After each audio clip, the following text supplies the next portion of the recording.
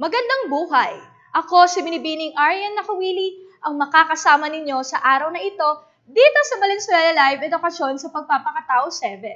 Alam kong kayo ay sabik na namang matuto ng mga bagong kaalaman sa asignaturang ESP.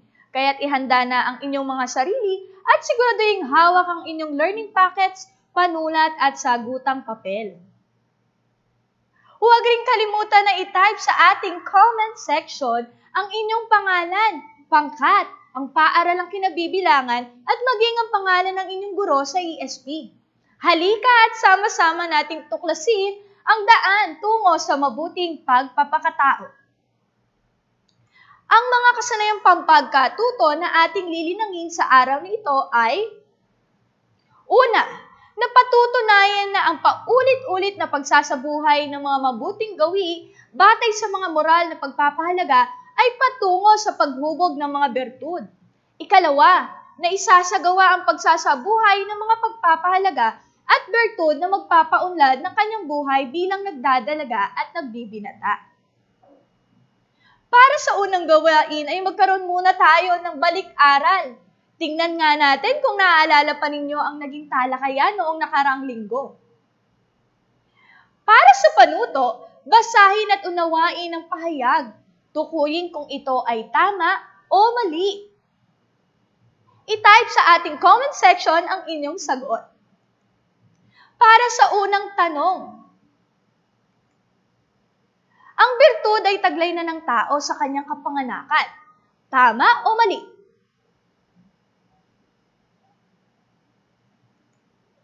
Magaling! Ang sagot ay mali. Ang bertud ay hindi pagtaglay ng tao sa kanyang kapanganakan.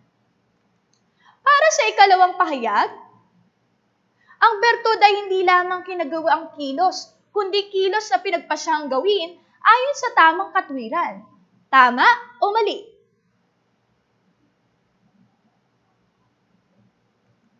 Magaling! Ang sagot ay tama! Para sa ikatlong pahayag, kung ang pagpapahalaga ang layunin o tunguhin ng tao, ang kalayaan ang daan upang makamit ito. Tama o mali?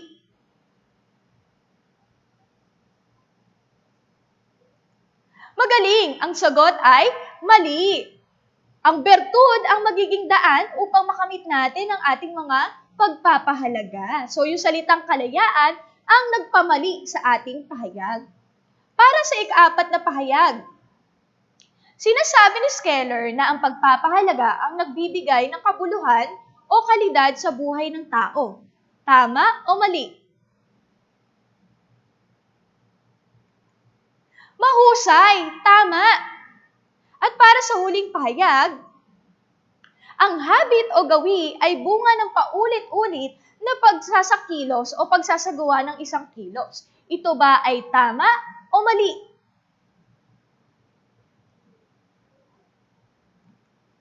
Magaling! Ang sagot ay tama. Natutuwa akong nakintal sa inyong isipan ang mga naging talakayan noong nakaraang markahan.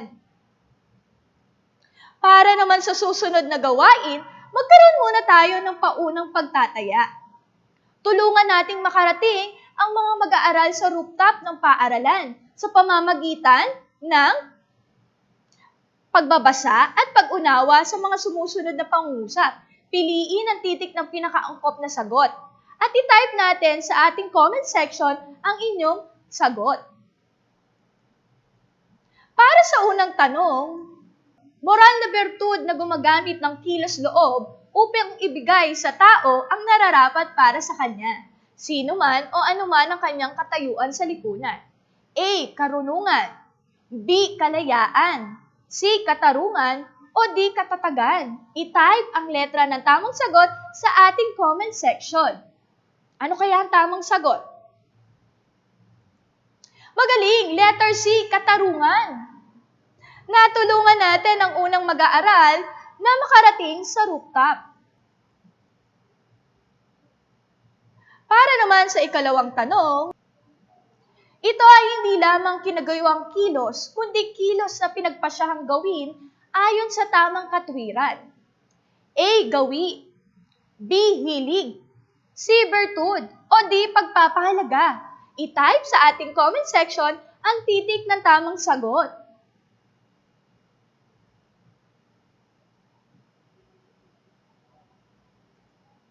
Mahusay, letter C, bertud.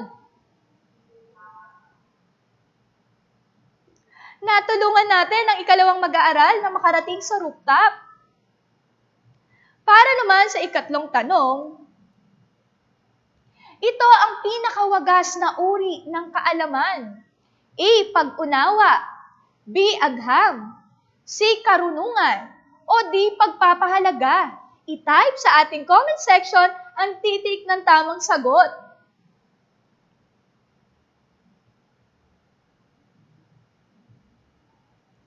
Tama, letter C, karunungan. Natulungan natin ang ikatlong mag-aaral. Para naman sa susunod na tanong, ito ay uri ng bertud na may kinalaman sa isip ng tao. A. Intelektual. B. Karunungan. C. Pag-unawa. O D. Moral. I-type sa ating comment section ang titik ng tamang sagot. Mahusay, letter A, intelektual. Nailigtas natin ang ika-4 na mag-aaral. At para naman sa huling tanong, ito ay ang bertud na nagpapatibay sa tao na harapin ang anumang pagsubok o panganib. A. Karunungan. B. Pagtitimpi. C. Katatagan. O D. Maingat na paghusga. I-type ang letra ng tamang sagot sa ating comment section. Mahusay, letter C, katatagan. Nailigtas natin ang 5 mag-aaral at nakarating sila sa rooftop. Napakahusay! Inaasahan ko na sa pagtatapos ng talakayan ay makakakuha kayo ng mataas na score sa ating pagsusulit. Huwag kayong mag-alala kung hindi naman natin na perfect yung ating score sa ating paunang pagtataya. Halika at mas palalimin natin ang ating kaalaman tungkol sa paksang kaugnayan ng pagpapahalaga at bertud. Noong nakarang linggo, nalaman natin na ang bertud ay mula sa salitang Latin na virtus o vir, na nangangahulugang pagiging tao o pagiging matatag at malakas. Ito ay nararapat lamang para sa tao. Kung kaya, hindi natin pwedeng sabihin na ang bertud ng anumang hayop dahil ang isang hayop ay walang kakayahan na ng anumang bertud. Ito ay dahil tanging tao lamang ang biniyayaan ng Diyos ng isip at kilos loob. Sabi ko nga nung nakarang linggo, lahat tayo ay magkakatulad na may isip, ngunit hindi tayo magkakatulad ng kaalaman. Meron tayong mga kilos loob, ngunit magkakaiba ang taglay na ating bertud. Mahalagang maunawaan natin na ang virtue ay laging magkakaugnay sa pag-iisip at kilos ng tao. Nalaman din natin na ang bertud ay hindi taglay ng tao sa kanyang kapanganakan. Kung pagmamasdan natin ang isang sanggol nung tayo ay pinanganak, makikita ang ating kawalang malay sa mundo. Hindi tayo mabubuhay nang walang ibang magbabantay at tutugon sa ating pangangailangan. Dahil wala pa tayong kakayang mag-isip at mga tuwiran, magpasya at kumilos. Ngunit sa pagdaan ng panahon, unti-unti nating nakikita ang pagbabago at pag-unlad sa ating paglaki. Natututunan natin ang mga pag-uugali na itinuturo sa atin ng ating mga magulang at pamilya. Ito ay dahil sa tinatawag nating gawi o habit. Ang habit o gawi ay mula sa salitang Latin na habire, na nangangahulugang to have, magkaroon o magtaglay. Ang gawi ay bunga ng paulit-ulit na sa pagsasakilos ng isang kilos. Ibig sabihin, dahil ito ay paulit-ulit ng ginagawa, maaaring ito ay maging bahagi ng ating sistema o ng ating buhay.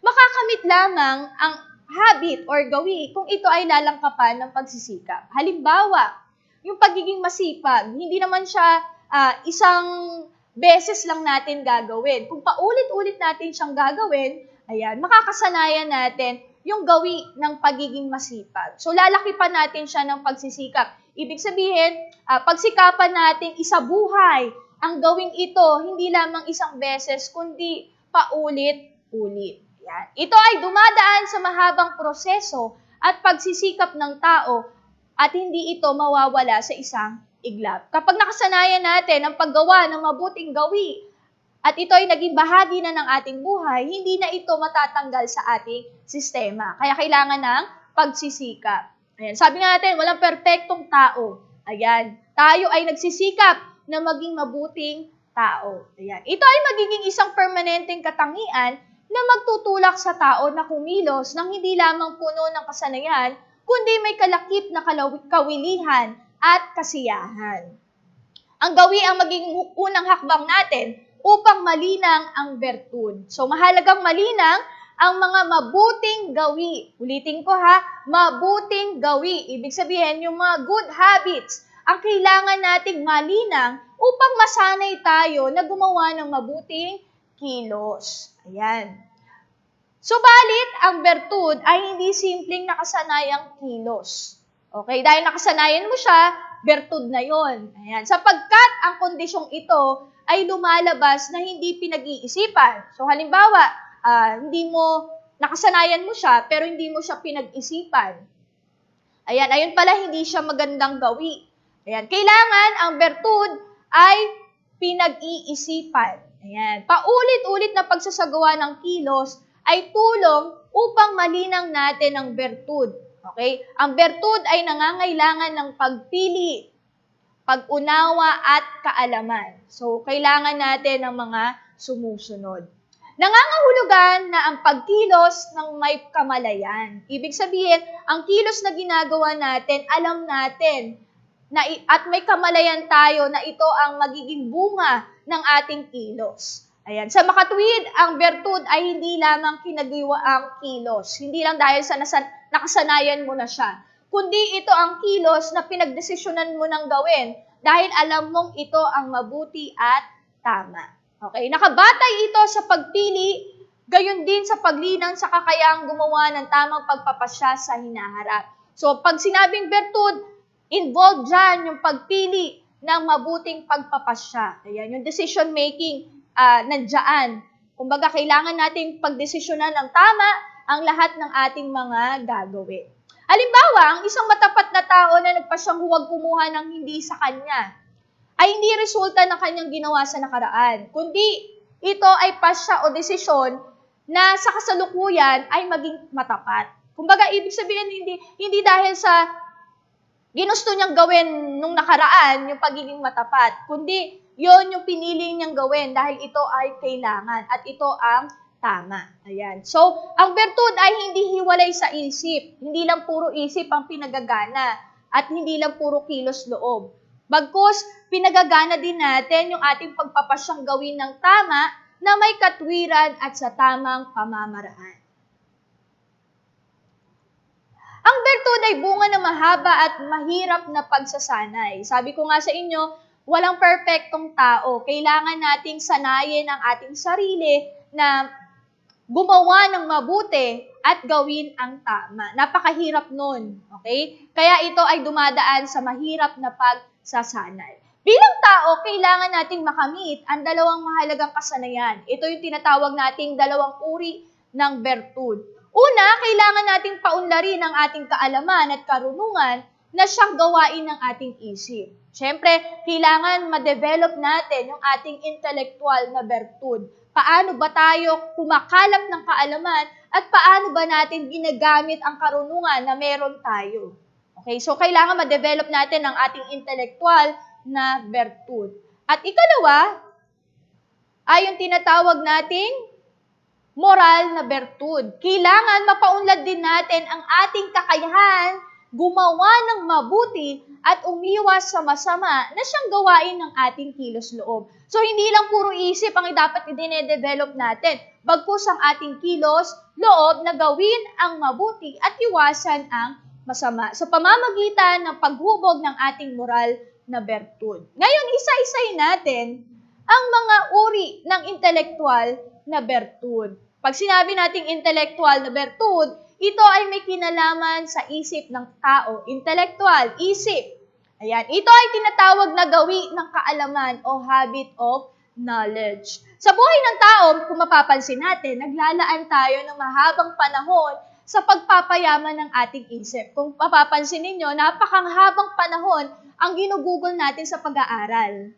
At hindi lamang natatapos ang ating hindi lang natatapos sa pag-aaral ang pagkalap ng kaalaman. Maging kaming mga profesional ay naghahanap din at naglalaan din ng panahon para mapagyaman ng aming isip.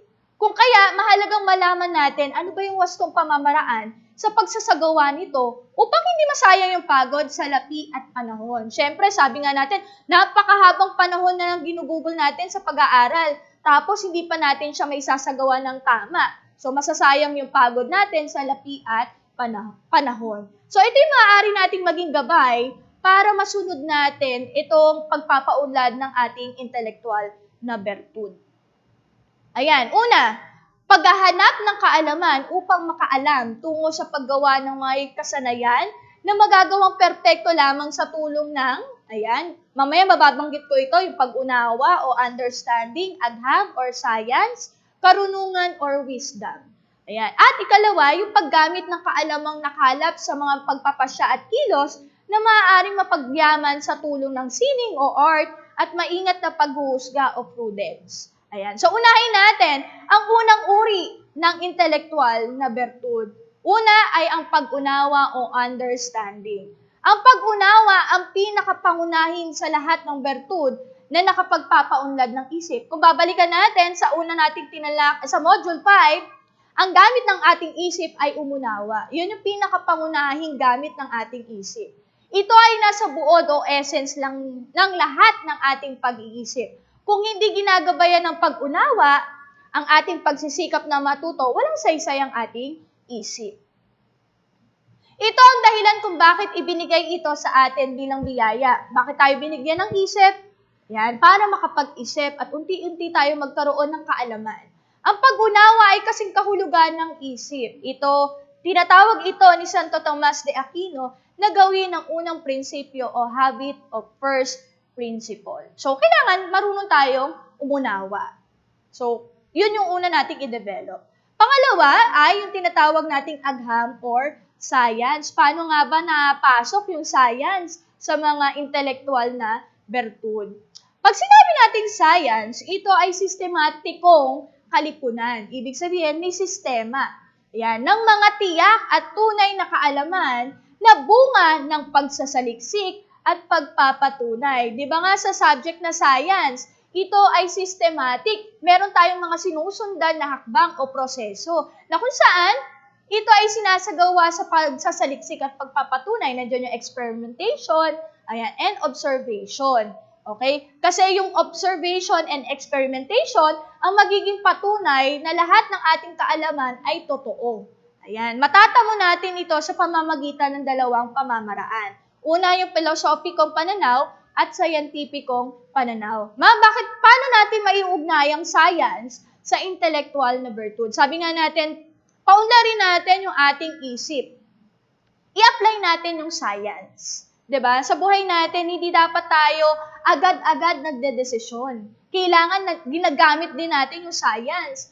'Di ba? Mag-observe ka muna. Obserbahan mo yung mga nasa paligid. And syempre, kailangan magsaliksik ka din. Kasi tayo, kung pabara-bara tayo at hindi natin pinag-iisipan ang lahat ng bagay, hindi rin magiging maganda ang ating resulta. So, i-apply natin ang science. 'Di ba? Meron tayong tinatawag na scientific methods. Di ba meron tayong 5?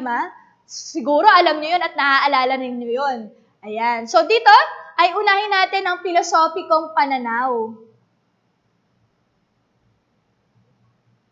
Ayan. Ano nga ba yung pilosopikong pananaw? Ito ay kaalaman sa mga bagay sa kanyang huling layunin o last cause o sa kanyang kabuuan. Halimbawa, ang pag-aaral tungkol sa tao. Ayan. Sa kanyang kalikasan, yung kanyang pinagmulan at patutunguhan.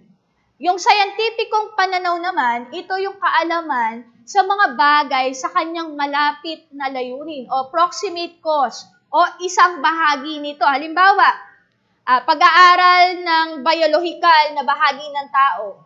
Okay? Kumbaga, iniisa-isa. Kumbaga, isang bahagi lamang ang tinatalakay dito sa scientificong pananaw. O yung kanyang kilos, maaaring kakayahan, yung kanyang kapangyarihan, at iba pa. Para naman sa ikatlong uri ng intelektual na bertud, meron tayong tinatawag na karunungan or wisdom.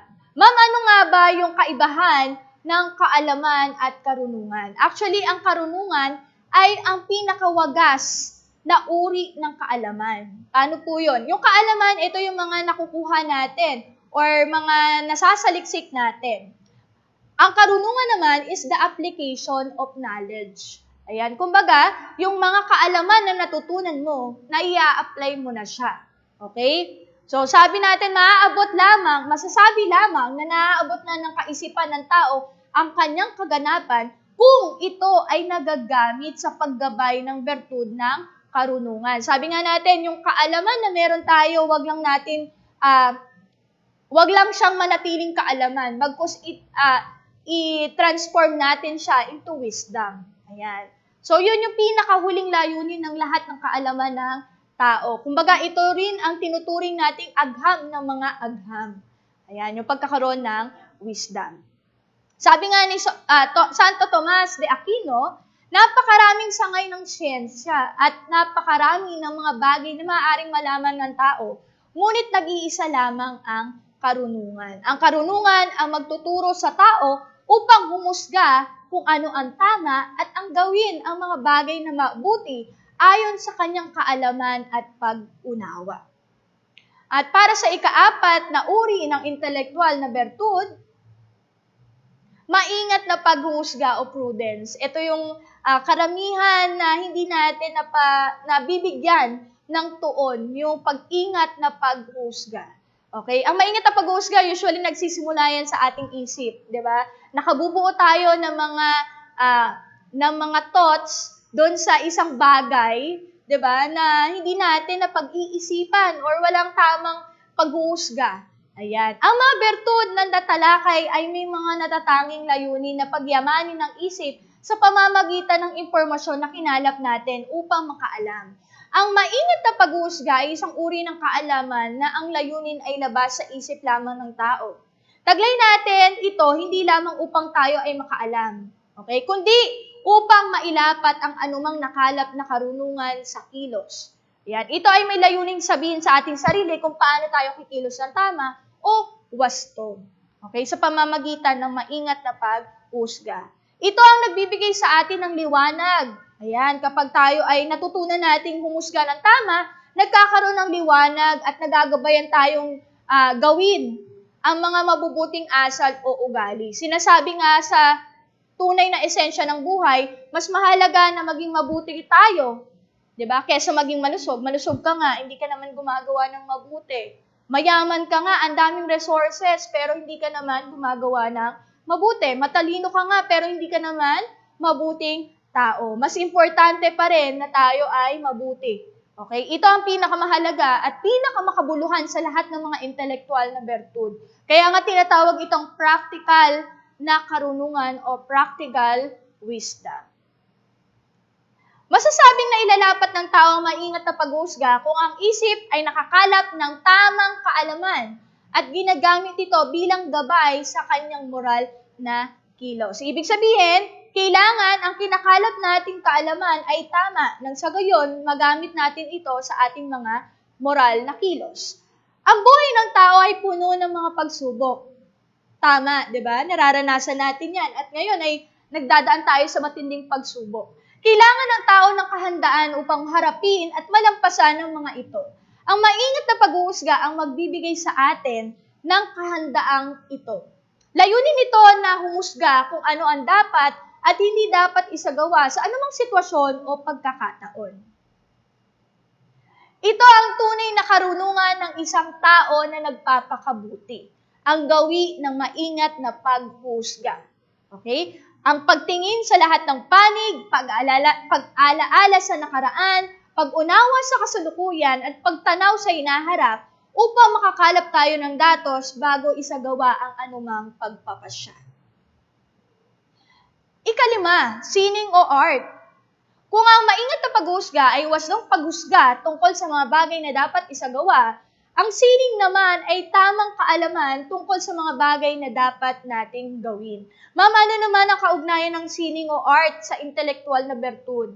Kung i-apply natin, sabi nga natin, ang sining ay paglikha ng isang obra, 'di ba? Na mula sa isang simpleng bagay. 'Di ba yung mga recycled materials, pag ginamitan natin ng art, nagkakaroon siya ng parang nagiging obra. Nagkakaroon siya ng kakaibang aura o appearance, 'di ba? So ganun din ang buhay. I-apply natin yung sining o art na anuman ang nararanasan natin na hindi maganda, lalo na sa panahon ngayon, i-apply natin yung sining o art na doon sa pangit na nakikita natin, meron palang nakatagong kagandahan. Ganun ang buhay. So, i-apply natin ang sining o art. Ayan. Kung ang maingat na paghusga ay magtuturo sa atin ng tamang asal, ang sining ang magtuturo sa atin upang lumikha sa tamang pamamaraan.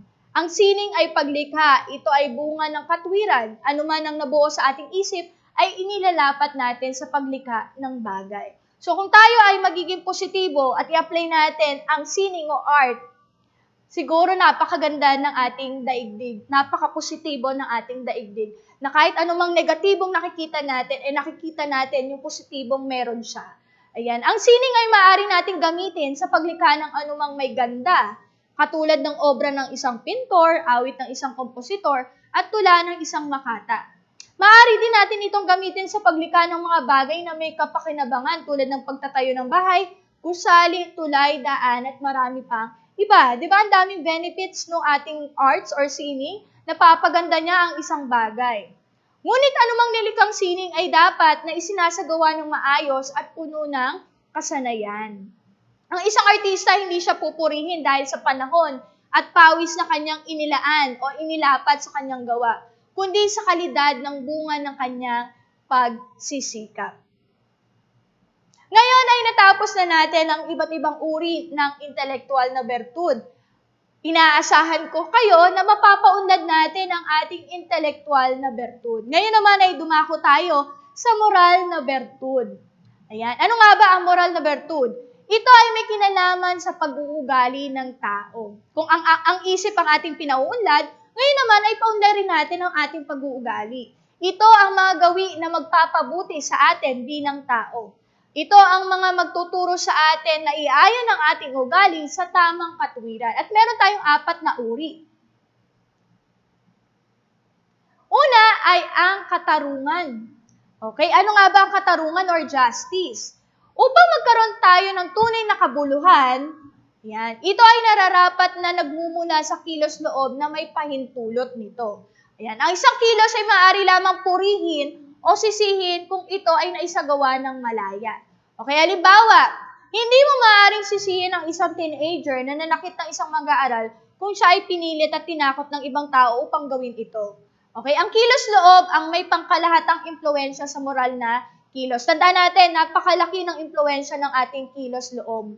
Okay, kung ano yung ating nagiging, kung ano yung laman ng ating isip na i-apply natin sa ating kilos loob. So, dapat maging maingat tayo dyan.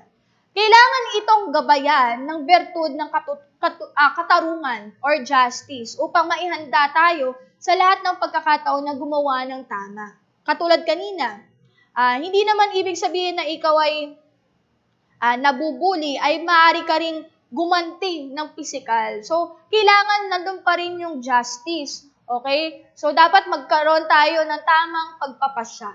Ayan. Ang katarungan ay isang bertud na ginagamit ng kilos loob upang ibigay sa tao ang nararapat para sa kanya, sino man o anuman ang kanyang katayuan sa lipunan. Tandaan natin, ang katarungan ay ibigay sa tao ang nararapat kung ano ang para sa kanya, anuman ang kanyang katayuan sa lipunan. Okay? Ang lahat ng tao ay mayroong mga karapatan na nararapat igalang. Tandaan natin, lahat po tayo ay may karapatan at yon ay dapat na ibinibigay. At ang katarungan na nagtuturo sa atin upang igalang at hindi kailanman lumabag sa mga karapatang meron ang bawat isa. Okay? Para naman sa ikalawang uri ng moral na bertud, ang pagtitimpi o temperance or moderation. Ang tao nabubuhay sa isang mapanuksong mundo. Totoo? Totoo. Maraming inihain ng mundo sa ating harapan na maaaring maging dahilan upang magtalo ang ating pagnanasa at ang ating katuwiran. 'Di ba? Napakadami. Kahit saan ka mang tumingin, maraming tukso.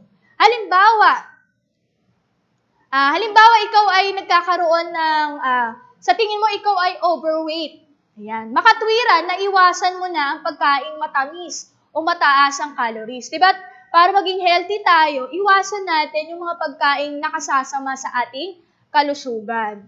Kailangan maging babaw ang katwirang ito kaysa ang pagnanasang kumain ng ganitong pagkain. Diba? May mga pagkain na natutukso tayo, parang nagda-diet tayo or kinokontrol natin yung pagkain, pero mamaya-maya may dala pala si tatay na ice cream, may dala pala si nanay na cake. So, nagkakaroon ng, may mga tukso sa paligid. Pero dapat mangibabaw ang ating katwiran na kailangan kong bantayan ang aking kalusugan. So, iiwasan ko ang mga pagkain iyan. So, dapat yun ang mangibabaw. Ayan. At kailangan maging malakas ang ating pagtitimpi o kontrol sa sarili. 'Di ba? Sabi nga natin, kung hindi natin nakokontrol ang ating sarili, makakagawa tayo ng isang bagay na pwede nating pagsisihan. 'Di ba? Halimbawa, yung salita na binitawan mo laban sa iyong kapwa, na hindi mo naman nakontrol yung sarili mo at bigla mo na lang nasabi sa kanya, hindi na natin mababawi yun at maaari nating pagsisihan. Kung hindi natin mapagtatagumpayan, mababaliwala ang anumang pagsisikap natin na maging mabuti. Di ba? Pinagsisikapan natin maging mabuti. Pero dahil may tukso sa paligid at hindi mo nakontrol ang iyong sarili, wala rin yung pagsisikap na ginawa natin. So, kailangan ang moderasyon. Nandyan yung pag-control, di ba? So, kailangan merong moderation. Di ba? Anumang bagay na sobra ay masama. Kailangan kinokontrol natin. Ayan. At ang ikatlong uri ng moral na bertud, katatagan or fortitude. Ang buhay sa mundo ay puno ng mga suliranin at pagsubok. Totoo yun. Nararanasan po natin yan. Mayaman, mahirap, bata, matanda, lahat po tayo nararanasan natin ang mga suliranin at pagsubok. Kung minsan sa tindi ng ating mga pinagdaraanan, nanghihina ang ating loob at minsan nawawalan tayo ng pag-asa. Kaya mahalagang taglayin natin ang bertud na ito na maglalayo sa atin sa ganitong damdamin. Kailangan meron tayong katatagan, di ba? Kasi ito ang magpapatatag sa atin at magpapatibay sa atin na naharapin ang anumang pagsubok o panganib ng ating haharapin. Okay? So, kailangan may katatagan. Huwag susuko. Ayan. At ikaapat, maingat na paghuhusga or prudence. Ayan. Itinuturing na ina ng mga bertud sapagkat ang pagsasabuhay ng ibang mga bertud ay dumadaan sa maingat na pag-usga. Di ba? Kailangan magkaroon ka ng bertud na maingat na pag-usga, hindi lang sa isip, maging sa ating kilos, loob. Kailangan hindi lang tayo humuhusga ng basta-basta, kundi maingat. Pinag-iisipan, and syempre, pag in-apply natin siya, kailangan maingat at tama at mabuti. Ayan. Nung nakarang linggo din ay nalaman din natin na ang values ay mula sa salitang Latin na valore na nangangahulog ang pagiging malakas, matatag at pagiging makabuluhan o pagkakaroon ng saysay o kabuluhan. So, alam na natin yan. Ngayon ay talakayin natin ang iba't ibang uri ng pagpapahalaga or values. So, sabi nga natin ang values ang humihikayat sa atin at gumagabay para pumili at gawin ang particular na tiyak na layunin para sa ikauunlad ng ating, ikabubuti ng ating personalidad. Ayan. Tumutukoy ito sa bagay na mahalaga sa buhay natin. Ayan. Ito rin ay tumutukoy rin sa anumang mabuti. Pag sinabing pagpapahalaga or values, mabuti. Okay? Ayon sa mga psikolohista, ito ay anumang bagay na kaibig-ibig, kaakit-akit, kapuri-puri, kahanga-hanga at nagbibigay ng inspirasyon magaan at kasiyasiya sa pakiramdam, at kapaki-pakinabang, ito ay pagpapahalaga. Ibig sabihin, lahat ng positibo o mabuting deskripsyon ay tumutukoy sa pagpapahalaga. Ayan. Ngayon, dumako tayo doon sa katangian ng pagpapahalaga. Ayan. Una, immutable at objective. Ibig sabihin, hindi magbabago ang mga pagpapahalaga dahil ang mga ito, lalo na ang nasa higit na mas mataas na antas, ay mga kalidad kung saan nakasalalay ang pagkatao. Halimbawa, ang pagpapahalaga sa kalusugan, hindi nagbabago yan. Okay? Kahit hindi tayo maging healthy, halimbawa, hindi tayo nakatugon doon sa ating pagpapahalaga sa kalusugan, hindi nababawasan yung halaga ng pagpapahalaga sa kalusugan. Bagkus ang nasisira doon ay yung taong hindi sumusunod doon sa pagpapahalagang yun. So, hindi nababawasan yung value ng kalusugan kahit tayo ay sumusuway dito. Kasi immutable at objective, hindi siya nagbabago. Okay, ikalawa, sumasa-ibayo, transcend sa isa o maraming individual. Maaring pwede sa isang individual, pwedeng para sa lahat. Halimbawa, ang pagpapahalaga sa kalusugan ay para sa lahat ng tao. Pero ang bukasyon na magpari o magmadre, ayan, personal yan sa isang individual. Ikatlo, nagbibigay ng direksyon sa buhay. Ang pagpapahalaga ang nilalayo nating makamit sa ating buhay. Okay? Halimbawa, dahil pinahalagahan ko ang aking kalusugan, nilalayong ko magkaroon ng malusog na katawan. So, ang gagawin ko, kakain ako ng masustansyang pagkain at iinom ako ng gatas araw-araw. Mag-exercise ako. Matutulog ako ng 8 oras sa isang araw. Yan. Letter D, lumili ka ng kung anong nararapat, ought to be, at kung ano ang dapat gawin o ought to do. Halimbawa, ang pagpapahalagang katarungan ay dapat nariyan, buhay at umiiral. Kaya ako ay dapat maging makatarungan at kumilos ng makatarungan. Sa madaling salita, ang pagpapahalaga ang pundasyon ng ating mga obligasyon, paniniwala, mithiin at saloobin. Maraming mga bagay ang maaaring pahalagahan ng isang tao, lalo na ang isang teenager. Ang pag-aaral, kaibigan, pamilya, barkada at pagmamahal ay ilan lamang sa mga bagay na maaari nating maituring na mahalaga. Ngunit sa dami ng pagbabago, dulot ng modernisasyon at teknolohiya, minsan nahihirapan ang isang teenager na tulad ninyo na kilalanin ang tama sa mali at ang mabuti sa masama. Kaya mahalagang maunawaan natin ang uri ng pagpapahalaga na gagabay sa pagpili ng tama at ang mataas na antas ng pagpapahalaga na aangkinin at isa sa buhay natin bilang teenager. Unang uri ng pagpapahalaga ay ang ganap na pagpapahalagang moral o absolute moral values. Ito ang mga prinsipyong etikal o ethical principle na pinagsusumikapang makamit at mailapat sa pang-araw-araw na buhay. Ito yung mga mithiin na tumatagal at nananatili. Ito ang katanggap-tanggap at makabuluhan para sa lahat ng tao, anuman ang ating lahi o relihiyon. Ito ang nagbubuklod sa lahat ng tao. Ayan. So, ito yung mga ilan sa mga, ayan, ano ba yung mga pagpapahalagang tinatawag na under ng moral, ganap na pagpapahalagang moral? Una ay yung pagiging matapat.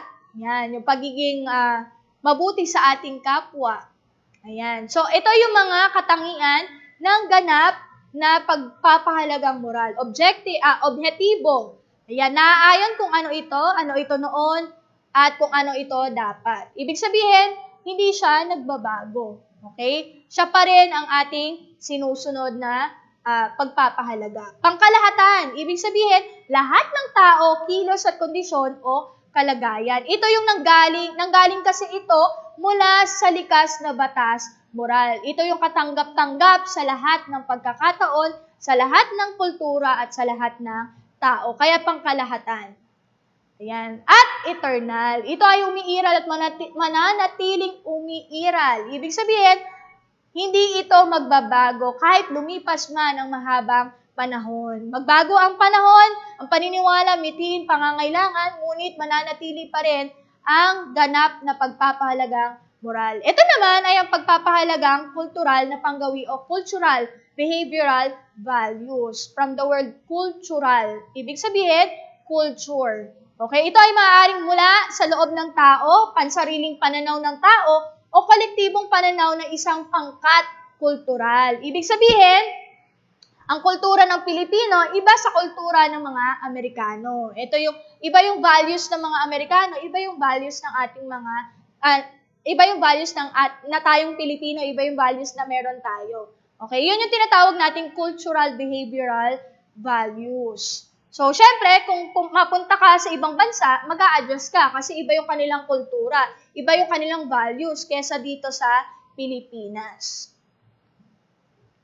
Ayan. So, ano ba yung mga katangian ng pagpapahalagang kultural? Subjektibo, pansarili siya at personal sa individual. Ayan. At ikalawa, panlipunan. Ayan. Ito ay nakabatay sa sitwasyon, panahon at pangyayari. Ayan. Ikatlo, ayan, situational. Ayan, situational, panahon at pangyayari. Yung panlipunan, nakadepende po yan sa lipunang ginagalawan natin. So, iba yung, halimbawa sa Maynila, iba yung ating nakalakihan sa Maynila. Iba din yung nakalakihan nila sa Bisaya, di ba? So, yun yung tinatawag nating panlipunan. Yung situational naman, ulitin ko, nakabatay sa sitwasyon, sa panahon at pangyayari, di ba? Iba, halimbawa ngayon, iba yung kinalakihan ng ating mga magulang, iba yung sitwasyon nila dati sa sitwasyon natin ngayon, di ba? Sila dati, wala silang mga technology, wala silang cellphone. Tayo, meron tayong cellphone. So, iba yung kanilang naging values noon at iba yung values natin sa ngayon. Yan. So, yun yung tinatawag nating cultural behavioral values. Okay?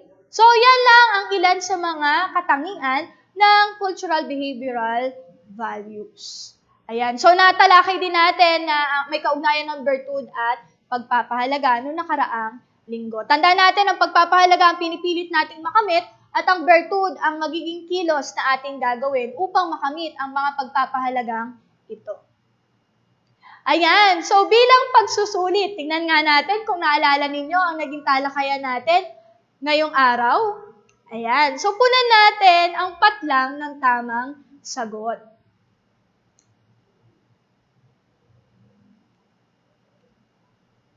Ang blank ay sistematikong kalipunan ng mga tiyak at tunay na kaalaman na bunga ng pagsasaliksik at pagpapatunay. Naalala nyo ba yung kaninang tinalakay ko? I-type natin sa comment section.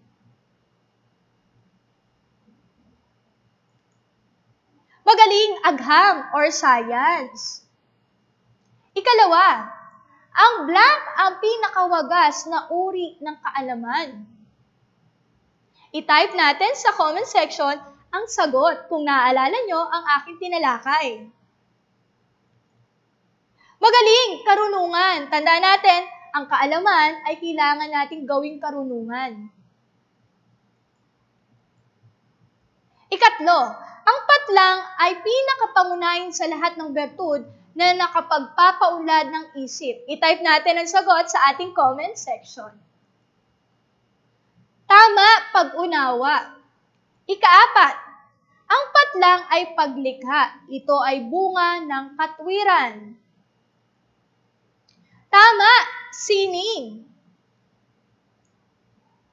At para sa huling pahayag, ang patlang ay isang bertud na gumagamit ng kilos-loob upang ibigay ng taong nararapat para sa kanya, sino man o anuman ang kanyang katayuan sa lipunan. I-type natin ang sagot sa ating comment section. Tama, katarungan.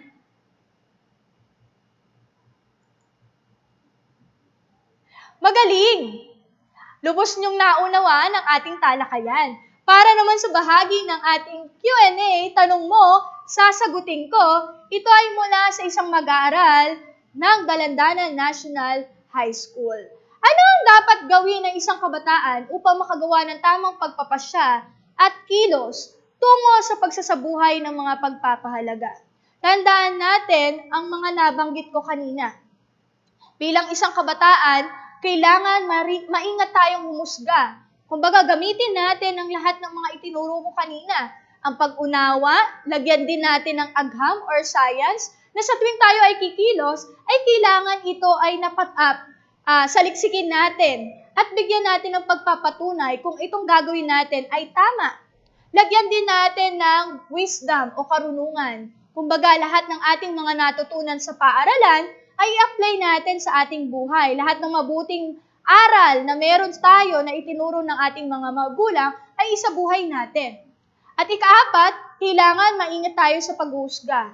'Di ba? So, lahat ng bagay na meron tayo, kailangan pinag-iisipang mabuti. Lalo na kayo teenager, maraming tukso sa paligid. 'Di ba? I-apply din natin yung moral na bertud na katarungan. Nandyan din yung mga bertud ng maingat na pag-uusga sa ating mga moral na bertud. So lahat ng nasabi ko sa kanina sa ating talakayan ay isabuhay lang po natin at makukuha natin ang ating mga minimiti sa buhay. And especially, isa sa mga katulad ko, nung ako'y kabataan, isa sa mga ginagawa ko sa pang-araw-araw ay maging mapagpasalamat tayo. Lalo na sa buhay natin, di ba? Alam natin maraming pagsubok sa buhay, di ba? Pero wag nating tignan yung pagsubok.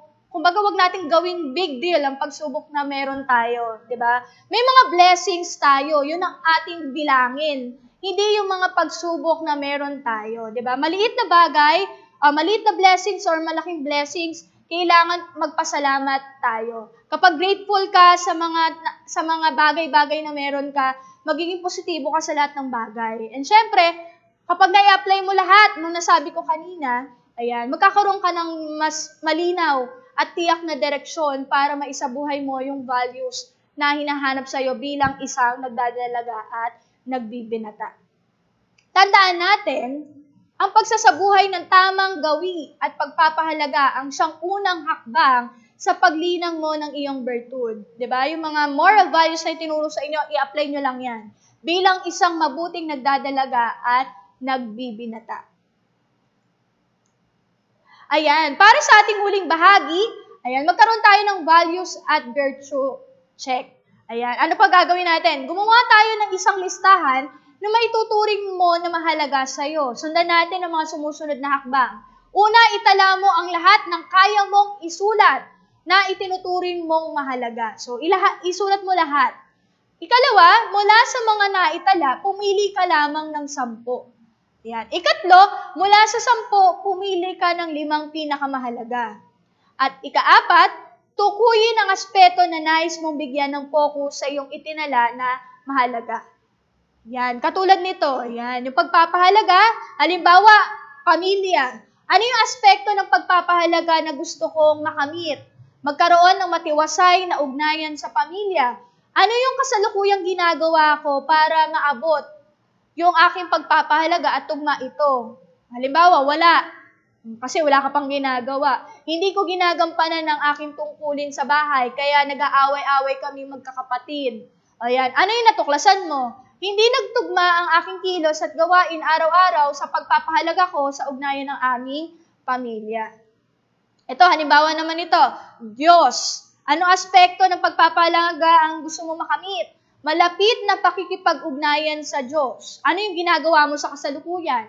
Nagsisimba ako tuwing linggo at nagdarasal bago matulog at pagkagising sa umaga. Ayan. Ano naman ang natuklasan mo? Nagtugma yung aking kilos at gawi sa aking mga pagpapahalaga. So, yan ang inyong gagawin bilang takdang aralin at i-discuss po ng inyong mga guro sa ESP ang naging talakayan natin ngayong araw. Mas palalalimin pa nila. So, binabati ko kayo baitang 7 sapagkat nalinang sa inyo ang pinakamahalagang kasanayan na ating nilinang ngayong araw na ito. At dito nagtatapos ang ating talakayan. Magkita-kita tayo muli. Ako si Binibining Arian B. Nacalquili, guro sa Valenzuela National High School. Hanggang sa muli. Paalam!